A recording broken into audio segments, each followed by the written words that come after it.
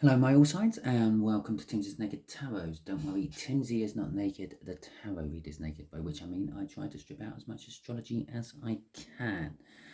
We are going to delve into the twin flame soul cycle to see what your divine feminines or divine masculines are doing at the moment, if they are runners, and only if they are Libran runners. Okay, that's why it's an all signs for Librans. Okay, so basically we're going to be seeing what the Librans are doing. It is a general read, by which I mean I'll be dealing with more than more than one. Oh, Jesus, it's getting me all confused already. More than one incoming energy, because I am dealing with more than one viewer. Okay, and so it may or may not resonate with you. If it does resonate with you, that is fantastic. If it doesn't resonate with you, don't worry. We are all on different timelines. It might not resonate with you this week. It might resonate with you in a couple of weeks' time. Or you might be thinking, well, Timsy, you're a bit behind the times. This happened 2 weeks ago. Because we are all on different timelines. You had the Queen of Cups in my All Signs overview I done for this particular round of reads. Generally speaking, out of all the people, your Librans have got a good chance of coming in and communicating with you at the very least about how they feel. That's what the Queen of Cups generally says. So it's looking good for you. But then again, saying that, the Virgo read I just come off, they had a Page of Wands, which is grabbing every opportunity they can, and that ended up being they will actually take the opportunity and come in. Right, so we got a Hermit. Your person is still being guided towards you by the light you emit. Let's put it that way. And the Hierophant, because they've had some sort of spiritual awakening. Wow, it's quite deep. Pretty much two major arcanas driving them in there. Nice. Right, the way we're going to do the read is the first card I pull out, which will be in the top left-hand corner, will be how they are thinking about you currently at the moment. Underneath that will be, in the bottom left-hand corner, will be how they feel about you within their soul, their 3D self. No, their 5D self, I should say. Top right-hand corner will be what they would like to do. Okay, the actions they would like to take towards you. In the bottom right-hand corner will be the actions they are most likely going to be taken. And I say most likely because the universe can't actually read people's free will. It can factor it in as a variable or an anomaly, but it can't actually be 100% sure on it because it's free will. It's what you want to do or what they want to do, not necessarily what the universe wants them to do. Just here will be the overall energy of what the universe wants you to know about the whole situation. Okay. So in the 3D self, their mind, they are thinking the Seven of Wands. The Seven of Wands is a card. It means lots of things. It can mean lots of different things. In Virgo's case, it meant they're actually coming down from the hill. They've been sitting up on the hill thinking that the collective who have Virgo runners needed to come to them. But it ended up being, once the clarifiers come out, that they are coming down from their hill. They are leaving their defenses and, well, being vulnerable, which is what they need to do. What I'm feeling on here is I'm feeling the hill. Okay, but I can't feel where they are upon the hill. They might have already left the hill. Okay, in their soul, all they feel is the pain of you not being in their life. Okay, literally, pain is driving them to do everything they are doing at the moment. Well, your card from the All Signs overview, the Queen of Cups. You seriously can't make this shit up, can you? This is the actions they want to take. They want to come and communicate with you. They want to talk to you. They want to express how they feel. That is what basically the Queen of Cups means. Okay, the Queen of Cups is very loving. She holds the Ace of Cups. She will quite happily let you drink out of it until it's dry, and then she goes off and refreshes that cup and lets you drink out of it some more. Okay, and what the actions they are most likely to take is also kind of good. It's the King of Swords. It may be that they are seeking some sort of legal or professional advice. Yeah, it might not necessarily be legal. That's what the card normally represents, some sort of legal advice, but professional advice in general. Perhaps they're making a love nest for you, and they're getting in an interior decorator. There you go, some sort of professional advice. Or perhaps they need to see a doctor because perhaps they have got something they don't want to give you. Okay, and they need to get rid of it. But generally speaking, the King of Swords does take action. They formulate a plan. They think their way through it. They work out the pitfalls and work out ways to get over those pitfalls and then take action on it. Okay, and that's the Hierophant from the cut. Excellent. But this time, that Hierophant is for you. Right. Okay, so the Hierophant for you is pretty much the universe. Okay, to start with, it might be marriage. They might just come steaming in and say, collective, I want to get married to you. I know that I ran a mile when you suggested going steady together, and I've run all that way to the point that I want to get married to you. For those of you who don't get a marriage proposal, it is they see you, or they have learned a lot. They've learned a lot in their separation from you, and basically the culmination of that is they want to be with you. You have learned a lot in your separation from them. Now, the culmination of that might not necessarily be you wanting to be with them. Okay. So we got an Ace of Wands coming out with a Page of Wands. Well, in their 3D self, they are definitely thinking passionately about you with that Seven of Wands. Yes, the hill is empty because they are charging down the hill on their steed to come to you. The Knight of Wands is a little bit reckless. They got this driving urge to satisfy an itch. That itch happens to be their own passionate end, and they are driving their horse flat out to get to the point where they can satisfy that itch. In this particular case, this particular read, that would be you. Okay. The problem with the Knight of Wands is it can back out just as quick as it decided to charge in. Okay. It's sitting on top of that hill. It's charged down the hill. It's running down the hill. It's running down the hill. It gets to the bottom of the hill and it veers off, goes around the hill and back up. Okay. Or it might just carry on across the plain towards you. Okay. The chances are it will be carrying on across the plain towards you because we have got an Ace of Wands coming out with it. It's a passionate new start. It's a passionate new beginning they want. Okay. Now, but they are conflicted. Okay. In their 3D self, they do suffer some sort of confliction about what the results may be. Well, basically, what's conflicting them is love and giving you the Ace of Cups. Okay. And I know it's giving you the Ace of Cups because the card after that would be the Page of Pentacles, which is all about giving someone a gift. Okay. Among other things, but it's one of the main things. It's about coming in with a small token of love, normally, ironically, even though it's a pentacle. But yeah, they are conflicted. They are not sure how you will react, basically. And that is what is going through their head as they're charging down that hill. There's Seven of Wands hill, which is normally a defensive stance. It's normally like an I'm right, you're wrong. You prove to me that you're right. Okay. But they've left that behind. They're charging down it. But because of the Five of Wands, basically, they made a decision. The Two of Wands, leaving them Five of Wands. They're not sure what the outcome's going to be. They may back out before getting to you. Okay. And so in their soul, yes, they feel the loss of you. They feel pain and suffering from the loss of you.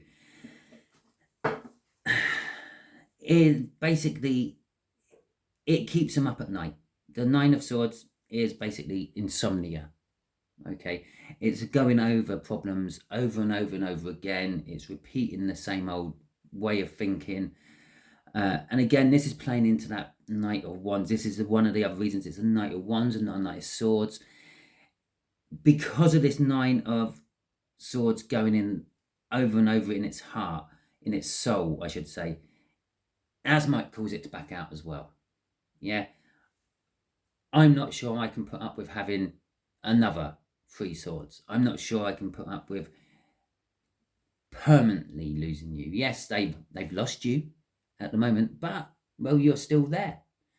Yeah. As far as they're concerned, they still have a chance. But if they actually come in and commit, and then you turn them down, then they don't have a chance, and they lose you all over again. And this is what they're worrying about. This is what keeps them up at night. With the 2 of Pentacles coming out, they are juggling the good with the bad. Okay, that's basically what I'm feeling from that. It's oh my god, I just saw what the bottom card was. It's basically they are juggling the good with the bad. Yeah, everything positive about the connection that they can think about with you is juggling with this. I can't stand another 3 swords in my heart. Okay. So what's driving the soul? What energy the soul is putting in to drive them to come steaming down that hill in that Knight of Wands? This is 5D. This is what's happening in the world. This is what happens in dreamland, if you want. What's driving them down this hill is a Knight of bloody Swords. I said the reason this is not a Knight of Swords is because of this 9 of Swords. But driving it is the Knight of Swords. Basically, he's not coming down on his free will. He's being chased down. Yeah, the Knight of Swords is pretty much coming down behind him, saying, if you stop, I'm going to ram you with this sword. Okay, just keep going. This sword is the sword of truth. You know the truth. You know the truth that you want to be with this person. Why not go with this person? Okay. So, and I will say now, they are both, that Knight of Swords and that Knight of Wands are both looking over this way, which is the actions which will be taken. Okay, so let's have a look to see how that's going to pan out then. Or you could say they are both looking into the future. Okay, where the Queen, the King, and the Hierophant, they're all looking directly at you. Yeah, they're not looking left or right, they're looking directly at you, which would be the present. So they're definitely taking action in the present. I think a card flipped as I was shuffling, because I weren't paying much attention to the shuffling. I was actually looking at all the other cards. What's that one? What's that one? No, okay, it just felt like it flipped, but that signifies the end of my shuffle anyway. So the 10 of Pentacles and the Wheel of Fortune. Okay, so the actions they want to take, they want to get happy ever after with you. Okay, they want to get a lovely little house, you to be their lovely little spouse, and have lovely little kids, perfect little spouse, perfect little house, in the perfect location, with the perfect car and the perfect job to pay for it all. Okay, that's what they want. That's how they see life panning out with you. That's the action they want to take with you. The Wheel of Fortune is suggesting that there has been other energies at play on them, making them feel that they can get what they thought was always unattainable. Okay, it's kind of elevating them. They're not quite at an Empress level. They're not quite on the same vibrational plane as you, but it's getting them up there. It's getting them up there so they can at least blend in with you every other wave pattern. Okay, and it's just a stepping stone from there. It's kind of like they're getting very lucky and getting, not luck isn't the right word, but they seem to be to the outside world. This is what I always say about luck. Luck is just an energy. Okay, I'm waving around the bottom card. You can all see where this is going. Yeah, luck is just like an energy. It's not luck. It's being positive, and when you're positive, you attract positivity, and positivity normally brings good things. So people from the outside just see good things happening to you all the time, and they think, God, they're so damn lucky. Yeah, everything seems to work for them. It's not. It's just because you're in a positive mood. You're in a positive attitude, so everything positive comes towards you. Okay, crossing this is the King of Swords. The King of Swords is basically an indication that what they are thinking of doing is probably most likely what they are going to do. Okay, that's all the universe is telling me with that King of Swords. They are going to take action. They formulated the plan. They're going to take action. The King of Swords was there. Crossing that King of Swords is the King of Pentacles. They want to succeed. What's driving them is they're thinking about you from their soul. That Knight of Swords. I could go a little further if you want. The Six of Swords is they want calmer, more placid times with you, and then they want victory right at the end. I don't often go further than 5 because things start to get murky. Then there's, if you can imagine, each one of them was a month on, then like talking like 6 months down the line. 6 months down the line would be like very murky indeed, as you may know if you watched any of my Yuletide videos. Okay, the further people try to divine, the more free will can be involved into that division, and yeah, that just so kind of mucks things up. Right, so here we go. The actions they are most likely to take: the Six of Cups and the Five of Cups. Okay, all right, the Six of Cups is is the soul contract card, basically. What's driving it? Why are they going to take the actions? What have they been formulating? They've been formulating and realizing, remember, they had a hyphen in the cup, which was that spiritual understanding, that learning.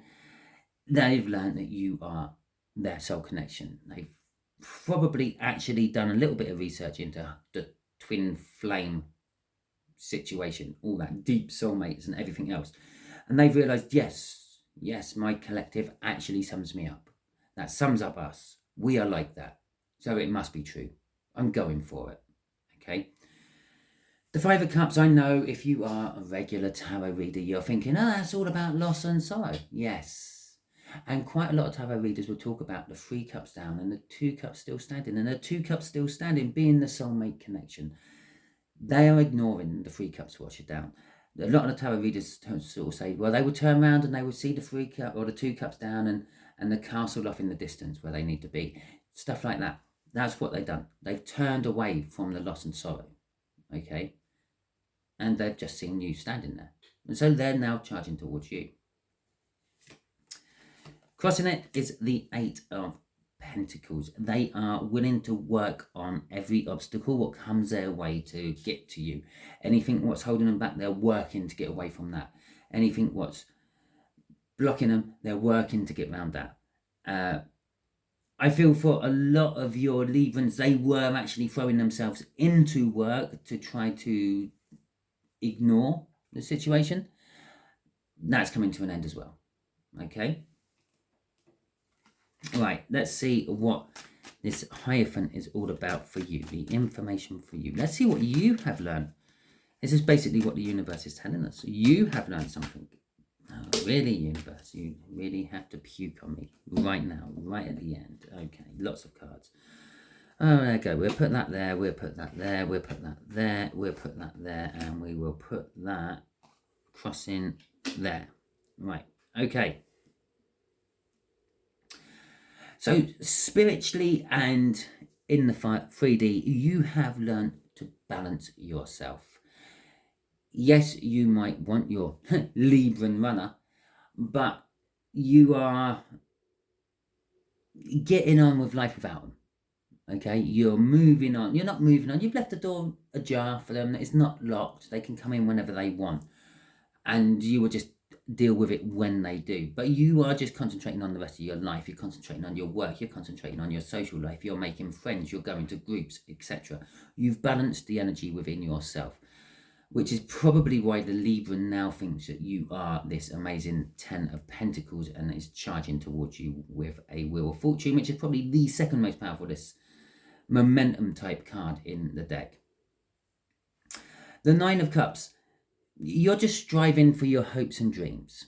Yeah, you've put one hope and dream on one side. Yeah, that's out of my hands. You've accepted that.